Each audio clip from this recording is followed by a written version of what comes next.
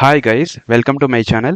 As part of learning JavaScript, we are actually discussing about data types. So in the previous video, we discussed about number and its static properties, also static methods. So in this video, we'll discuss about static methods of a number. So these are the 6 static methods of a number. So we'll discuss about number dot prototype dot to exponential method. Okay, let's jump into the code. So these are the static methods of a number. So here now we are discussing about number dot prototype dot to exponential. So what is this method? What it will do? So it actually returns the string representing the number in exponential. I hope you got this. So I will explain you in code. So here I have written some function. So that function I am calling in this console. So this is the function. So in that I am passing two parameters x comma f. So in that function I am returning this method. So you can see here number dot parse float dot to exponential. So now parse float, in the previous video we discussed about what is parse float, right? So here we are passing x parameter. So now this entire parse float will act as a prototype. Okay. So that means whatever the number we are passing in this x, this will convert into floating point number, right? So then this to exponential method will apply to this parse float method or number, whatever the number is here.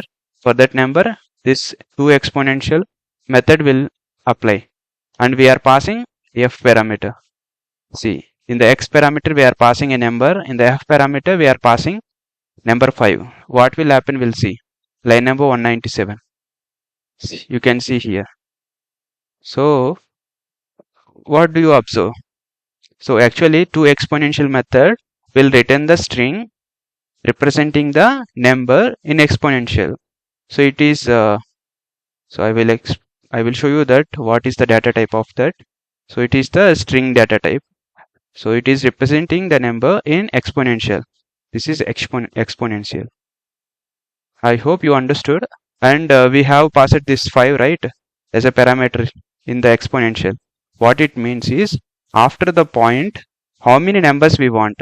So that we can define using this parameter, using this f parameter. So we passed 5, so that's why we got this here 5 numbers only. If we pass 2, we will get 2 only. I will show you that also. See, we got 2.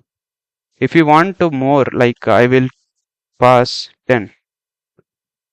See, we got extra zeros, right? These are the 10 numbers.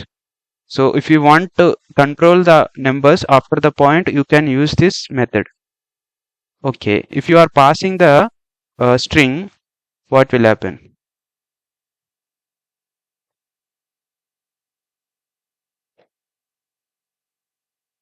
See, it will throw you, it will throw nan, because that string is not a number, right?